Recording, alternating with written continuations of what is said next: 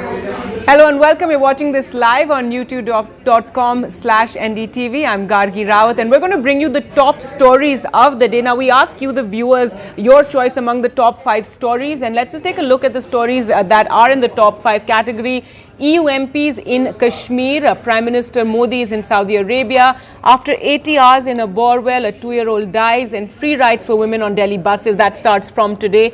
Also, the UK Prime Minister's push for early polls once again. He's going to push for a poll even though his last vote was rejected. Well, let's take you through all these top stories, and the top story, which it seems many of you are interested in, is the European Union MPs going to Srinagar today. In fact, they're already on their way to Srinagar, and this is the first time ever since the lockdown, ever since the announcement of the removal of special status for Jammu and Kashmir, that foreign MPs have been allowed to go. Now, this has been controversial as well, because other MPs, the Congress and opposition, have hit out over this, saying how is it that European Union MPs are being allowed to visit Srinagar when they have not been allowed till now. Remember, a few months ago, Rahul Gandhi had gone with other opposition leaders from the left, and they had been turned away from Srinagar airport itself. They weren't even allowed to enter Srinagar, and they've been going individuals have approached the Supreme Court as well over this entire issue. So, criticism of this move, that a delegation of European Union MPs are being allowed to go, and it's also interesting to see who the European Union MPs are. Yesterday, they met the Prime Minister. They had lunch with the National Security Advisor Ajit Doval. There were 3 senior leaders from Jammu and Kashmir who were also present at that lunch, and there's been questions about those leaders also raised. One was the state's former Deputy Chief Minister Muzaffar Beg, a leader from Mehbooba Mufti's PDP, and Altaf Bukhari, who was earlier with the PDP. Also, Usman Majid, who is from the Congress, were also present at this lunch. So, remember, this is a time when the centre is looking for new leadership in Jammu and Kashmir, given that many of the leaders have been jailed. 3 former chief ministers of Jammu and Kashmir are currently under arrest. Several other leaders have also been jailed. So, there is a political vacuum of sorts in Jammu and Kashmir. And so, given that these 3 leaders attended this lunch with Ajit Doval, that has really raised a lot of questions. The PDP has already come out and say they have nothing to do with this lunch, and their leader who went in his personal capacity. There's also been criticism about the European Union MPs who are going to Srinagar. Most of them seem to be from far-right parties in Europe itself. They are anti-immigration. Many of them have an anti-immigration stand. They're Brexiteers. Some have reportedly in the past created controversy by using some Nazi sympathetic statements. So yes, there's been a lot of controversy on the type of MPs who are going to visit Srinagar today. The plan for them, they are going to be having lunch at the army headquarters.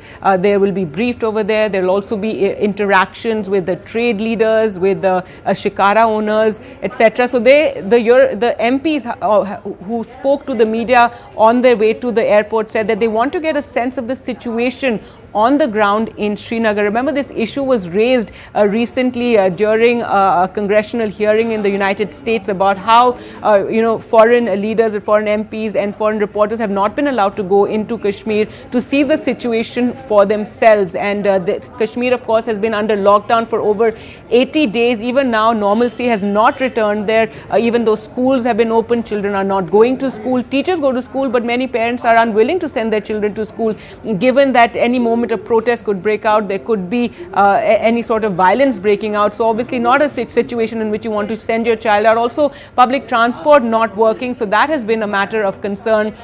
In fact, on the day that this visit was announced, there was another attack on a trucker in Anantnag in Jammu and Kashmir. He was loading apples in a truck at the time that terrorists shot and killed him. Now, this is the 4th outsider or somebody from outside of the valley who has been attacked by terrorists in the last 2 weeks, who's been involved in the apple trade. And this is being seen as an attempt by terrorists to disrupt normalcy from returning, and it really hit where it hurts. That is, of course, the apple trade, which is a big economic trade, which is a big business for many in Kashmir. So that is being hit and targeted by the terrorists. So on the day that this announcement came that the European Union MPs would be visiting Srinagar, came the news that yet another trucker has been shot dead, for the 4th trucker in 2 weeks to be killed. So It'll be interesting to see what it is that the European Union MPs will say are following this visit to the valley. Now, the second big story that we'd been tracking for the last 3 days was of Sujit, the 2-year-old who had fallen into a borewell in Trichy in Tamil Nadu, and very, very sad news coming today. His body was pulled out from the borewell, and he had actually fallen into this borewell on Friday evening when he was playing on his family's farm. And he fell into the borewell. Initially, he'd fallen just some 20 feet deep. There were attempts made to rescue him, to actually put a rope down, tie his hands and pull him out. But during the course of that attempted rescue, the child slipped even lower into that borewell.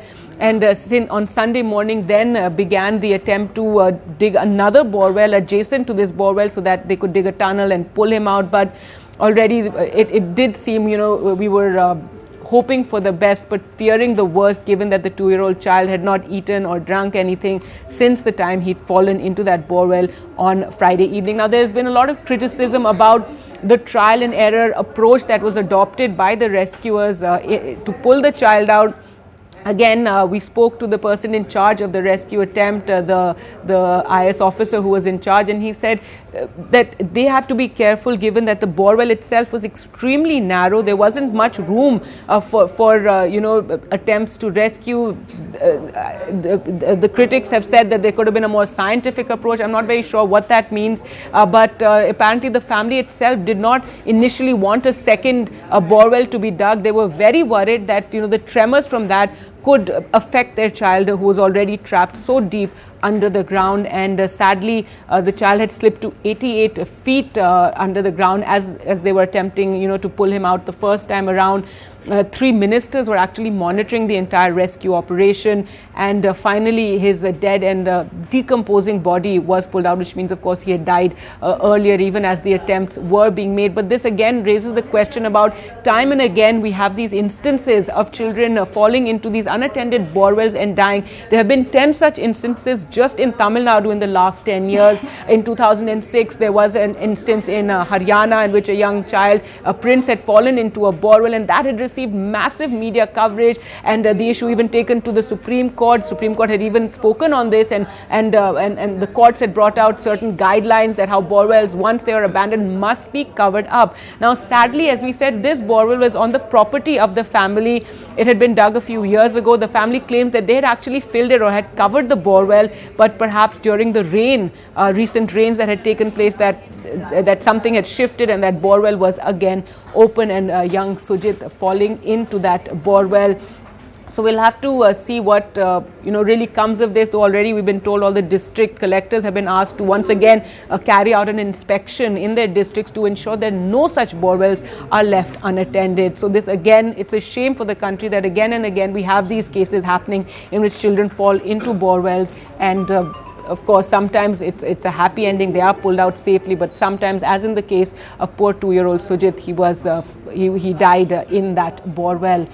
Now, the other story from Delhi that is, of course, a lot of interest today is the fact that bus travel for women on state buses will become free from today. This was an announcement made by Arvind Kejriwal's Aam Aadmi Party government in Delhi. They had even wanted to make metro travel free for women, but remember that ran into controversy. Since the metro is something shared by the centre and the state, and the centre was opposed to this, and it was also a part of the Delhi metros when it was started, that it will not be subject to any sort of popular moves, any sort of announcements such as these of free travel. But from today you have free travel for women. They will be issued this pink slip. This is an image actually tweeted by the Delhi Chief Minister Arvind Kejriwal, and he tweeted that today being a Bhai Dooj, that this is a gift. He said, "Pink ticket, I send heartiest greetings on Bhai Dooj to all sisters of the Delhi family. May you stay safe and progress. The country can progress only when women progress." So this really a move for women in Delhi, so that they can travel freely and can get safely to their places of work, and more women can come out and actually travel. As you can see, this pink slip is given to those who travel free, and it also has a picture of Arvind Kejriwal on the other side. So many women welcoming this move. Of course, again, there has been criticism about how this is just a popular move by the Delhi government, most of that coming from the BJP.